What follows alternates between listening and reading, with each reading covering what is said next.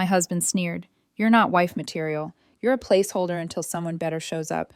I said, "Then let her show up." I filed everything quietly and let the documents reach his attorney first. When she called him in and slid one specific paper across the table, his whole demeanor shifted. I'm 37, and until 6 months ago, I thought I had a solid marriage. 7 years together, married for 5.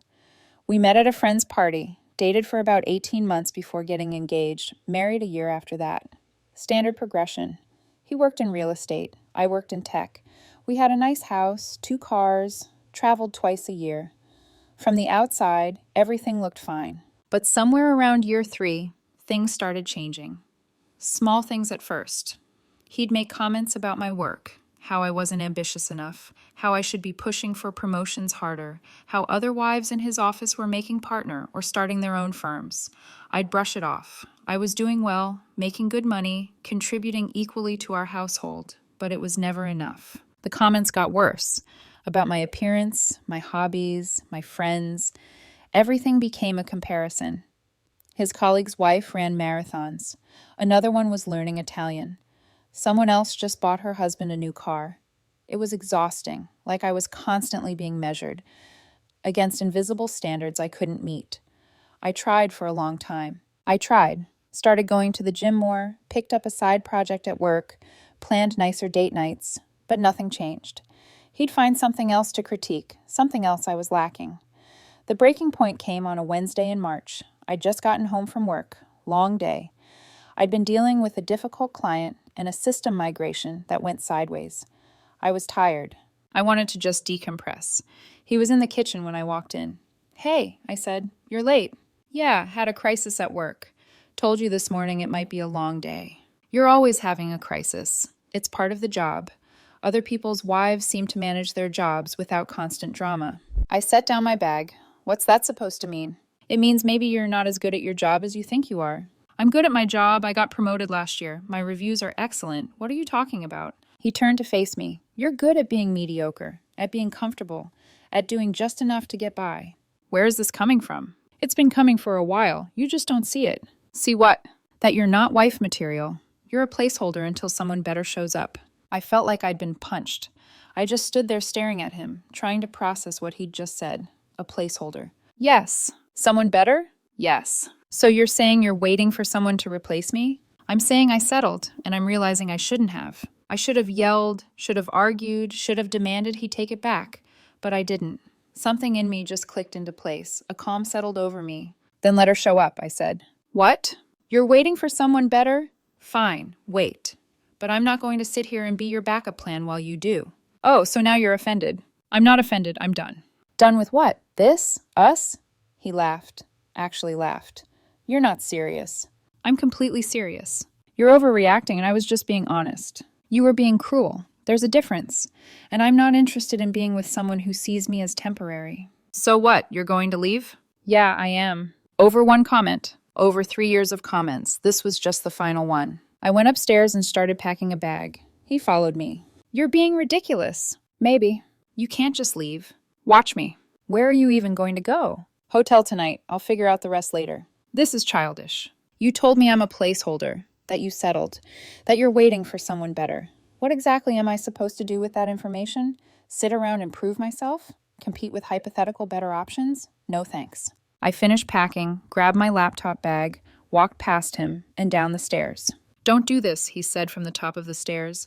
Not pleading, just annoyed, like I was inconveniencing him. Already done. I left. Drove to a hotel about 20 minutes away, checked in, sat on the edge of the bed in a generic room, and just breathed, trying to process, trying to figure out what the hell just happened. My phone started buzzing around 9 p.m. Text from him. This is stupid. Come home. We need to talk like adults. Nothing about what he'd said. Nothing even close to an apology. Just annoyance that I'd had the audacity to leave. I didn't respond. The next morning, I called in sick to work. I couldn't focus anyway. I called a lawyer instead. Found one who specialized in divorce and made an appointment for that afternoon. The lawyer was a woman in her 50s. Professional, direct. I liked her immediately. Tell me what happened, she said. I did. Gave her the whole story. The years of criticism, the constant comparisons, the placeholder comment, And you want a divorce? She asked. Yes. Are you sure? Sometimes people say things in anger. I'm sure. Even if he apologized, which he hasn't, I can't come back from hearing that. I can't be with someone who sees me as temporary. Okay, she said, let's talk about assets. We spent the next hour going through everything. The house in both our names. The cars, one in each name. Bank accounts, mostly joint, but I had one separate savings account from before we got married. Retirement accounts. Investments. This looks relatively straightforward, she said. No kids. Clear asset division. We can file for divorce citing irreconcilable differences. It should be clean. How long does it take in this state? Minimum 6 months from filing to finalization. Could be longer. If he contests anything, he'll contest. She's not going to make this easy, she corrected gently. Most people don't. But the law is the law. If you're sure about this, we can start the paperwork today. I'm sure. We went through everything. Signed documents, discussed strategy. She said she'd file everything by the end of the week and have the papers served to my husband's attorney, assuming he had one. If not, they'd serve him directly. One more thing, I said. The house. It's in both our names, but I've been paying the mortgage solo for the past 2 years. Why? He wanted to invest more heavily in his business, said he needed to funnel his income back into building his client base. I agreed to cover the mortgage temporarily. Do you have that in writing? We have emails, texts, bank statements showing all the payments came from my account. Good, she said. That will help. We can argue you have a greater equity stake. That felt good. That one small piece of foresight. I hadn't thought much of it at the time. I was just trying to be supportive, but now it might actually matter. I left her office feeling strange, lighter, but also heavier. Like I'd just set something irreversible in motion, which I had. I didn't go back to the hotel. Instead, I called my sister, explained everything, and asked if I could crash at her place for a while. Of course, she said. Stay as long as you need. I checked out of the hotel and drove to her place. She lived about 40 minutes away in a smaller apartment. She was divorced herself. She knew what this felt like. You doing okay? She asked when I got there. Honestly, I don't know. That's normal. I keep replaying it. What he said. How he said it. Like I was nothing. You're not nothing, she said. He's just an asshole.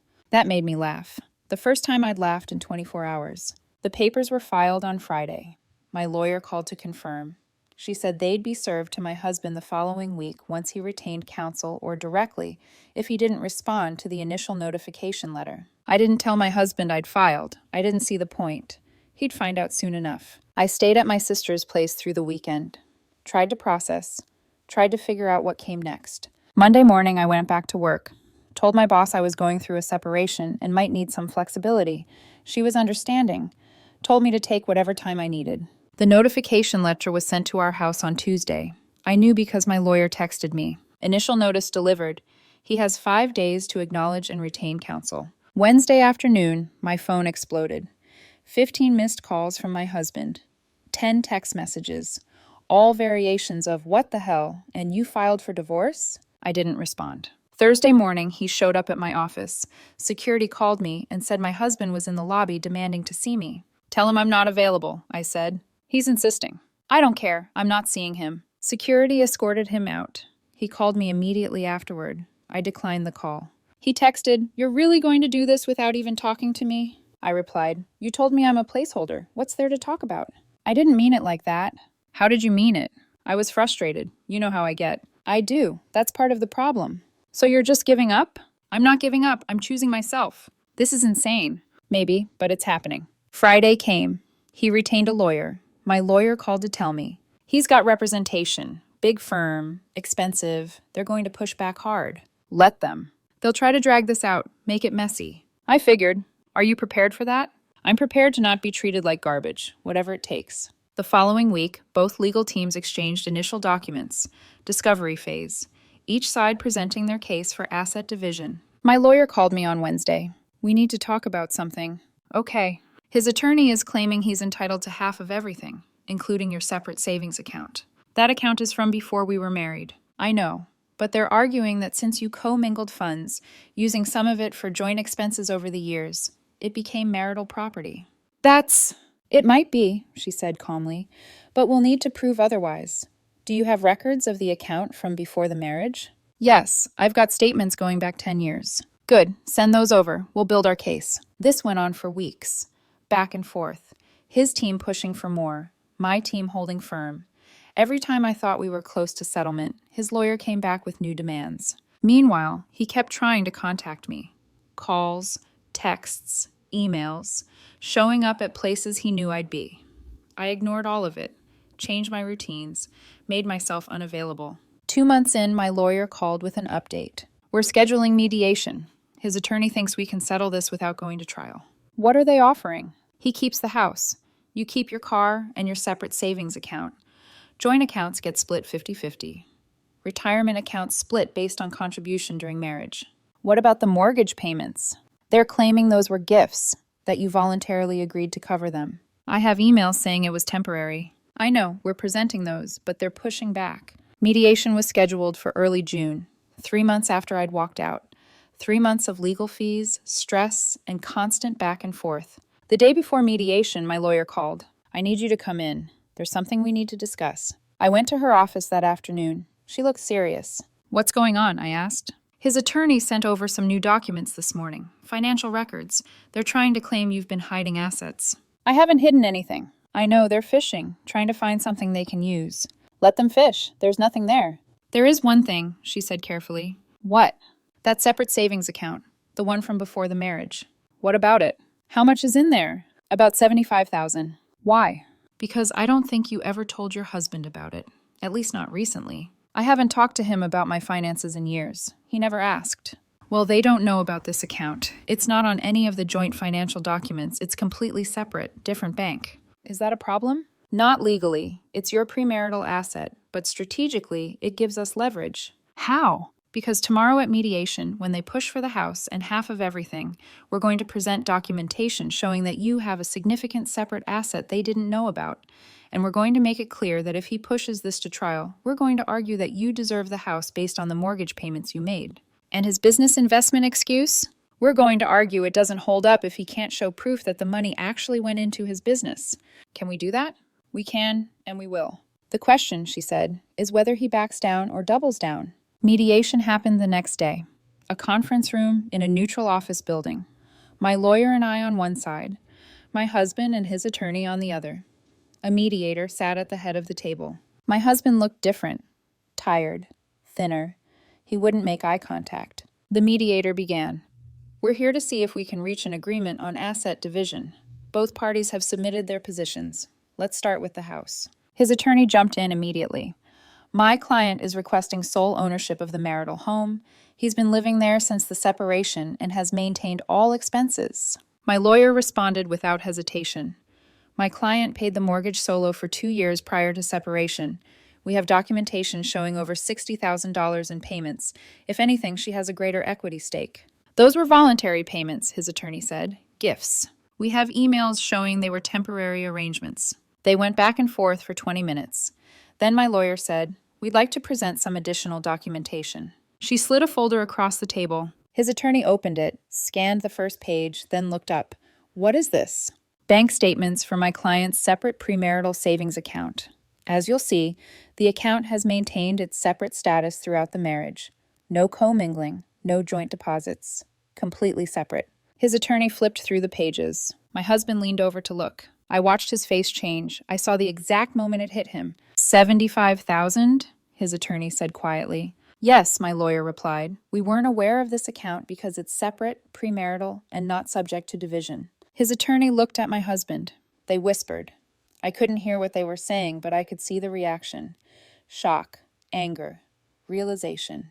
The mediator stepped in. Let's take a 15-minute break. Give both parties time to discuss. My lawyer and I went into a separate room. That went well, she said. How can you tell? Did you see his face? He didn't know about that money. He probably thought you had nothing. That he had all the leverage. Now he knows that if this goes to trial, you can afford a long fight, and you have separate assets he can't touch. That changes things. It changes everything. We went back in after 15 minutes and sat down. The mediator started to speak, but his attorney cut her off. We'd like to propose a revised settlement. Go ahead, my lawyer said. My client keeps the house but buys out your client's equity based on her mortgage contributions. We'll calculate fair market value and her proportional ownership stake. He'll refinance and pay her out within 60 days. What about retirement accounts? My lawyer asked. Split based on marital contribution. Joint accounts? 50-50. Vehicles? Each party keeps their own. My lawyer looked at me. I nodded slightly. We'll agree to that, she said, with one condition. The buyout needs to happen within 30 days, not 60. And we want it in writing that if he defaults, the house goes to her. They whispered again. My husband looked miserable. Finally, his attorney nodded. Agreed. We spent the next hour hammering out details. Numbers, deadlines, language, signatures. By 4 p.m., we had a settlement. I walked out of that building feeling strange. Not happy, not sad, just finished. Like I'd closed a door I'd been standing in front of for months. My husband tried to talk to me in the parking lot. Wait, he said. I stopped but didn't turn around. Can we talk? We just did for 4 hours. Not about the settlement, about us. There is no us. There was for 7 years. Yes, I said. And you spent the last 3 telling me I wasn't good enough, that I was a placeholder. So now you're free to find someone better, I added. Congratulations. I didn't mean that. You said it multiple times in multiple ways. I was wrong. Okay. That's it? What do you want me to say? That I forgive you? That I understand? I don't. You told me exactly how you felt. I believed you, and I moved on. You're really not going to give me another chance? I turned around and looked at him. Really looked at him. Why would I? So you can spend another few years tearing me down while I spend another few years trying to prove I'm worthy of basic respect? No thanks. I'll change. People don't change. Not really. They just get better at hiding who they are, and I've seen who you are. I got into my car and drove away. I didn't look back. I didn't need to. The house buyout went through 3 weeks later. He refinanced and paid me out $68,000, my portion based on the mortgage contributions. I deposited it into my separate account, bringing my total savings to just over $140,000. The divorce finalized 2 months after that, September, 6 months after I'd walked out. I got the papers in the mail, signed them, sent them back. That was it. 7 years reduced to signatures on legal documents. I moved into my own place in October. Small apartment. 1 bedroom, nothing fancy, but it was mine. No one there to tell me I wasn't enough. No comparisons, no criticism, just peace. I ran into him at a coffee shop a few months later. January. Almost a year since that Wednesday. He was with someone, a woman. Well-dressed, polished, looked exactly like what I imagined his someone better would look like. He saw me and started to approach. The woman looked confused. Hey, he said. Hey, how are you? Good. You? Good, fine. This is a friend. Cool. An awkward silence. You look good, he said. Thanks. Are you seeing anyone? Not that it's your business, I said. But yeah, I've been seeing someone for a couple of months. That wasn't entirely true. I'd been on a few dates. Nothing serious yet. But the look on his face made the small lie worth it. Oh, that's good.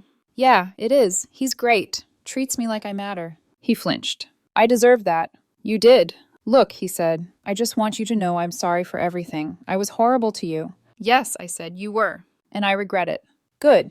Learn from it. Be better to the next person. I'm trying. Good luck with that. I walked away, got my coffee, and left. I didn't look back. That was 4 months ago. I am seeing someone now. The same man I mentioned. It's gotten more serious. He's kind. Supportive. He makes me feel valued. It's a strange feeling after so long, but I'm getting used to it. I'm 37. I have my own place, my own life, my own peace.